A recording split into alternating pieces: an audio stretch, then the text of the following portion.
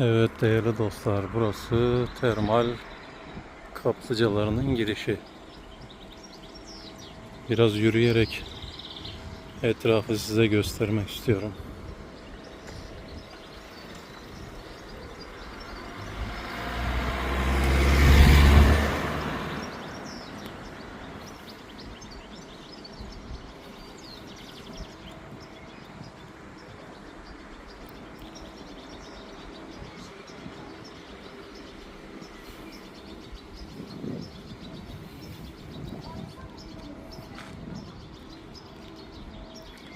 Ücretleri de size göstereyim.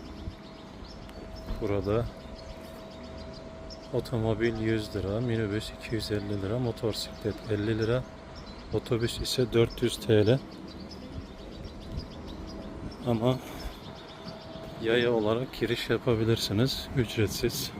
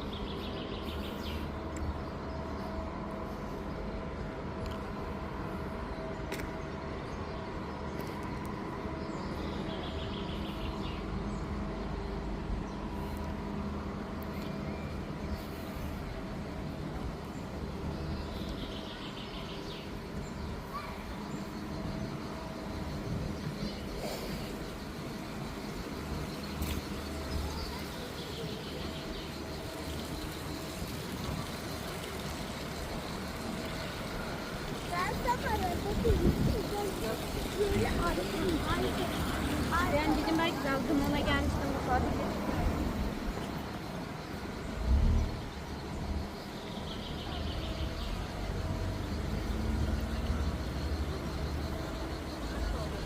Girişte böyle termal kaplıcalarıyla ilgili kısa ve öz bir bilgi veriliyor.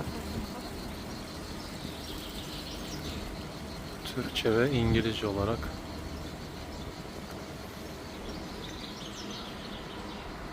Evet dostlar, termal kaplıcaları böyle bir yer. Yemek yiyebileceğiniz kafeler, restoranlar,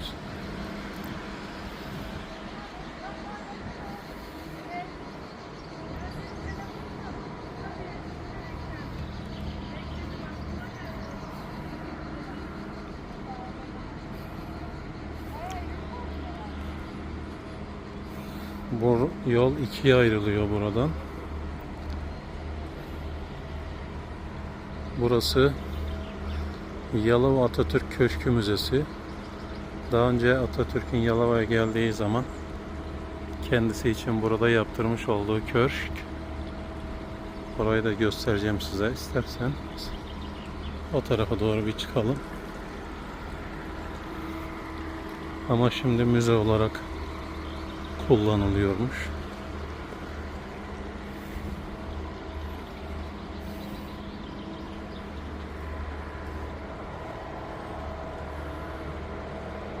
Böyle bir yer. Ne düşünüyorsunuz? Gerçekten harika değil mi?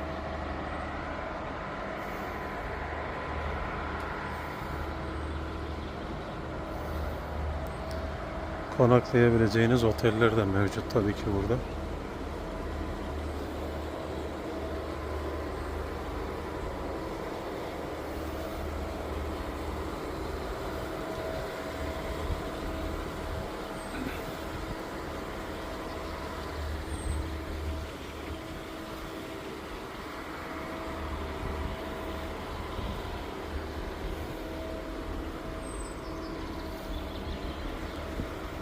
Köşkün yeri de bu arada harika.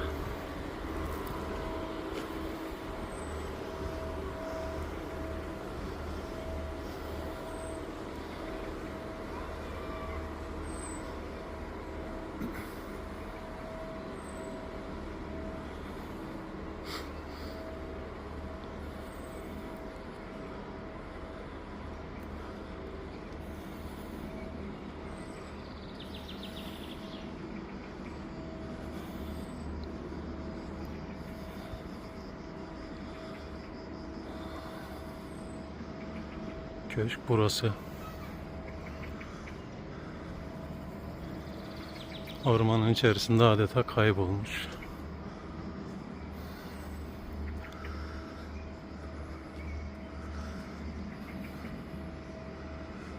Bu bina daha sonradan,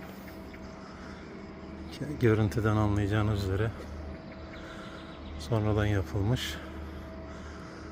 Buradaki yine TBMM, Türkiye Büyük Millet Meclisi araçlarının haricinde kimse buraya giremez deniliyor. Bizim milletvekillerimizin her yerde ayrıcalıkları var. Evet.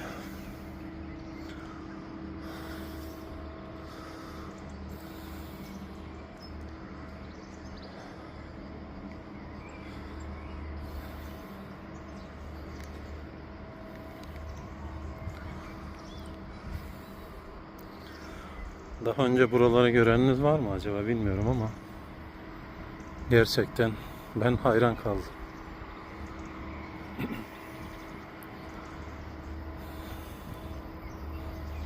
Gerçekten hayran kaldım. Harika bir yer.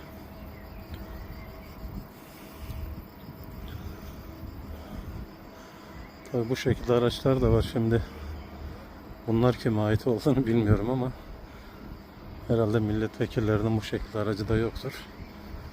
Belki görevli olanlardır. Bakın burada da bir kafe var. Size fiyatları göstereyim.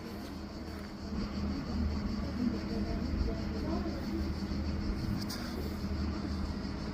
Fiyatlar da çok yüksek gözükmüyor.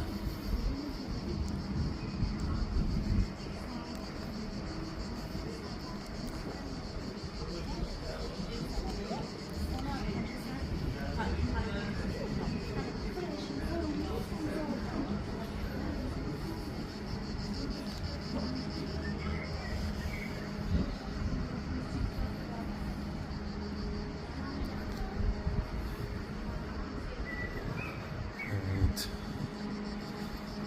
Buradan yol nereye çıkıyor? Yukarıda da bir bina var ama ne olduğunu çok bilmiyorum.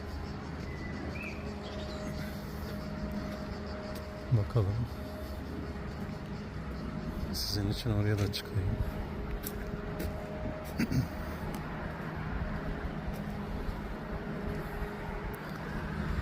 Dediğim gibi arkadaşlar, ben profesyonel bir çekimci değilim. Yani kayıtlarım biraz acemice olabilir. Burası atıl bir bina, kullanılmıyor. Öyle anlaşılıyor.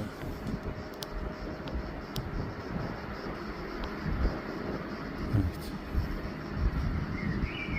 Harika bir yerde ama değerlendirilebilir aslında. Ama kullanılmıyor.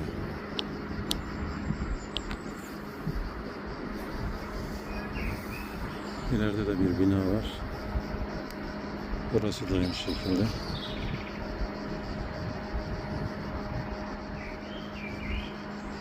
Evet.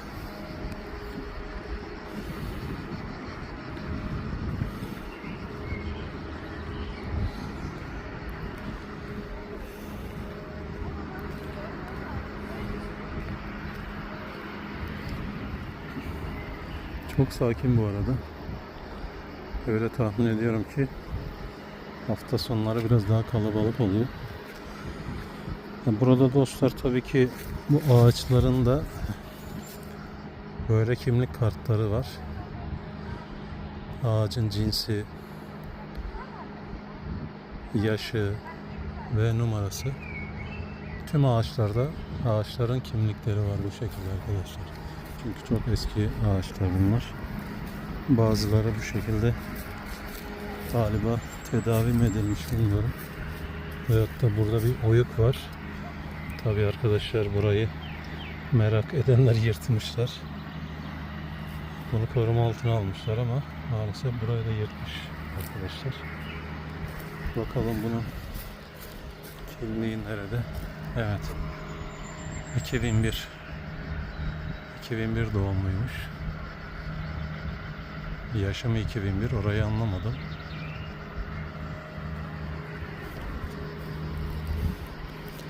...2001 doğumlu olsa... ...galiba böyle olmaz. Bunlar çok daha yaşlı ağaçlar. Evet. Ağaç kimliklerini okuyabilen... ...dostlarımız, arkadaşlarımız varsa... ...bu konuda bize... ...bilgi verirse seviniriz elbette. Çünkü ağaçlar çok... ...yaşlı arkadaşlar.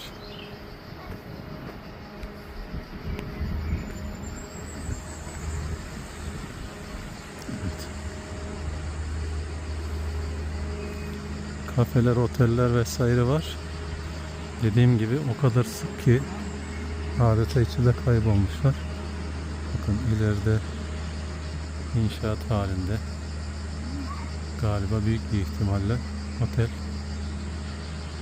Ama orası da devam etmemiş gibi.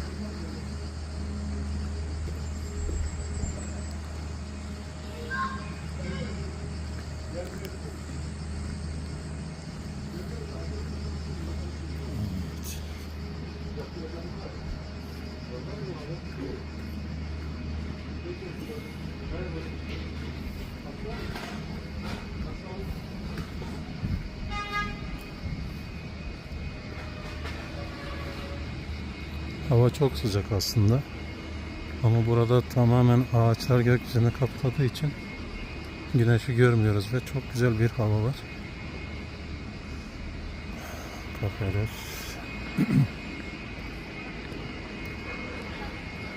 Evet. Burası da kafe ve alışveriş yapabileceğiniz mağazalar var. Şimdi şuradan size kaplıcanın olduğu, daha doğrusu havuzun, termal havuzun olduğu bölgeyi göstereyim.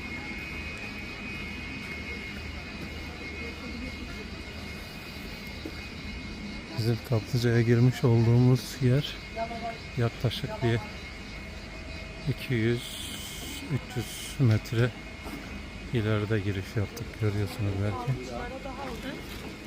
Biraz önce göstermiş olduğum otel burası ve burada da havuzu var.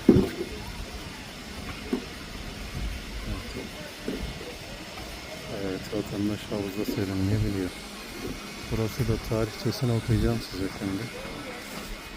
Biraz daha ilerleyeyim. Hadi görüşürüz. Aleykümselam.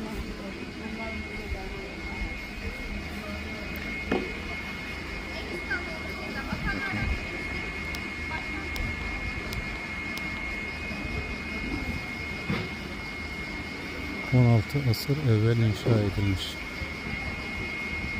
Burası. Evet, bu hamam Osmanlı padişahlarından 2. Abdülhamid'in tahta çıkışının 25.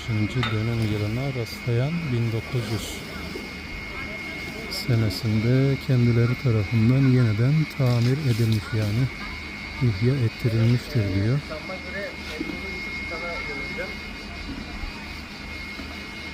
Bursa'dayım. Evet. Bursa. Ne yapayım, buradan Eskişehir'e geçeceğim. Bir düğün var. Sanki ne? Çamlıca'ya geçeceğim.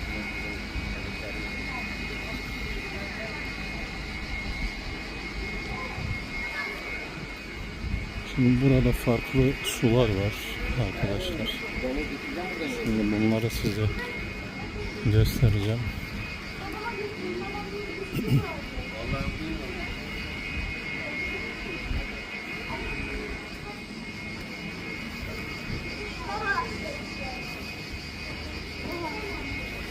Evet.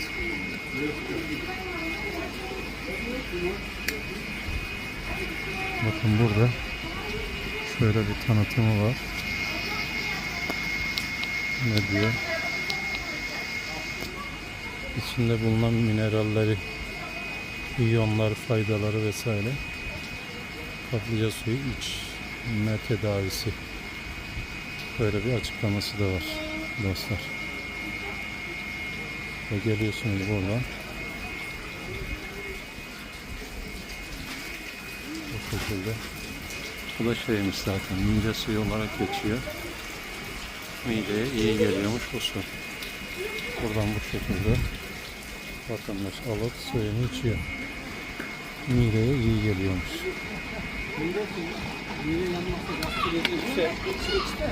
Birçok faydasının olduğu söyleniyor. Zaten oradaki açıklamada da okuduk. Bayağı bir faydasının olduğu söyleniyor. Evet. Kaplıca suyu zannediyorum buradan transfer ediliyor galiba. Bu şekilde.